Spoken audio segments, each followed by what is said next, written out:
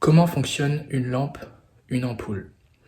L'ampoule est constituée d'un filament en métal et d'un verre qui le recouvre. Lorsqu'on allume l'ampoule, on fait circuler un courant électrique qui va chauffer le filament en métal jusqu'à la température de 2700-3000 degrés. À cette température, le filament produit une onde qu'on appelle lumière. Cette lumière va diffuser sur le verre transparent et éclairer toute la pièce.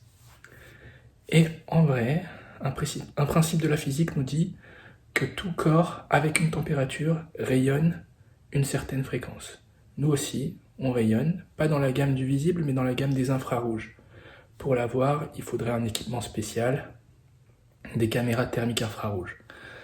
Alors on peut se demander, est-ce que le corps humain, le visage, pourrait être une source de lumière visible? Non, a priori non. On rayonne que une lumière invisible. Mais écoutez ça. À son travail, une fille devait gérer un projet complexe. Elle devait s'occuper de plein de trucs en même temps, il y avait une date à respecter, et elle avait beaucoup de pression de la part de sa hiérarchie. Et en plus, c'était une junior, elle venait de commencer son travail.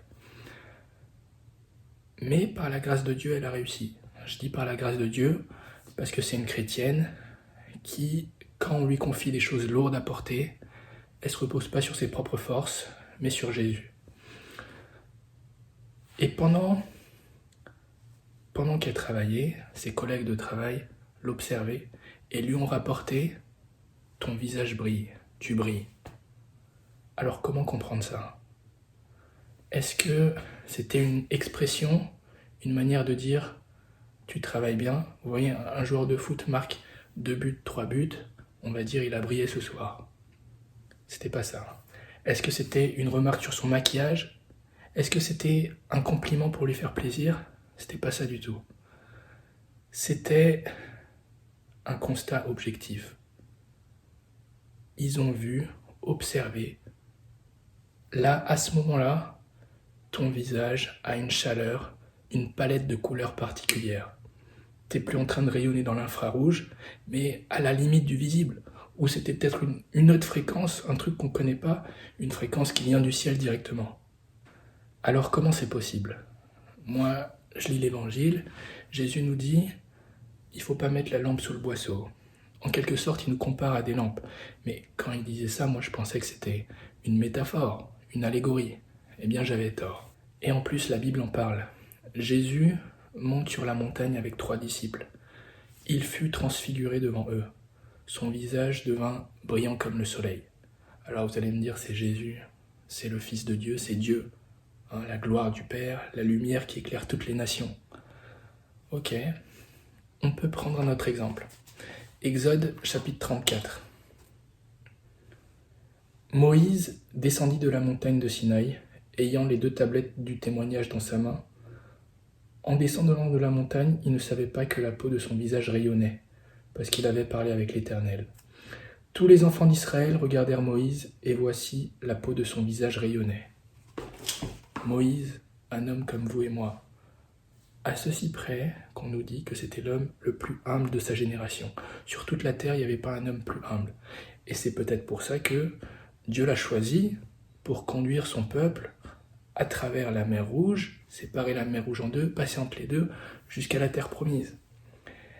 Et la Bible nous dit aussi qu'il était un prophète, mais un prophète différent. Dieu parle à ses prophètes en leur envoyant des songes et des visions. Tu reçois ça, il faut encore les méditer, les interpréter pour comprendre ce que ça veut dire. Dieu parlait à Moïse directement, comme un ami parle à un autre ami. Voilà la relation entre l'Éternel et Moïse. Et cette relation était encore plus forte lorsqu'il est monté sur le mont Sinaï pour écrire les 10 commandements. Et c'est même pas lui qui a écrit.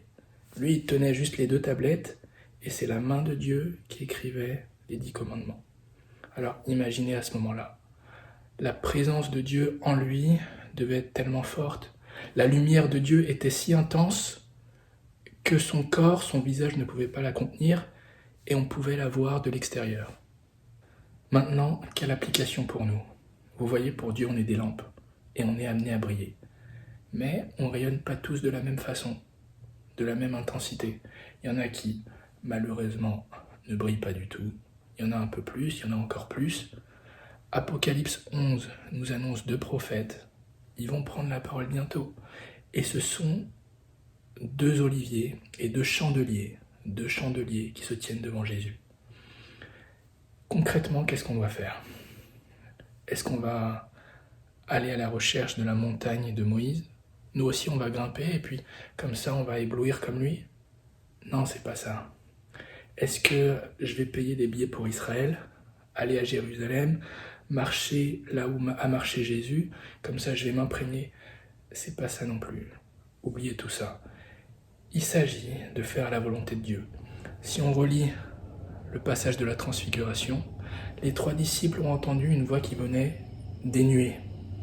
Voici mon fils bien-aimé, celui qui a toute mon approbation, qui fait toute ma joie, toute ma volonté. Et c'est pour ça que le visage de Jésus brillait, parce que Jésus a fait la volonté de son Père tout le temps. Et nous aussi, on doit faire pareil, obéir à ce que Jésus nous demande. Et vous savez déjà ce que Jésus vous demande.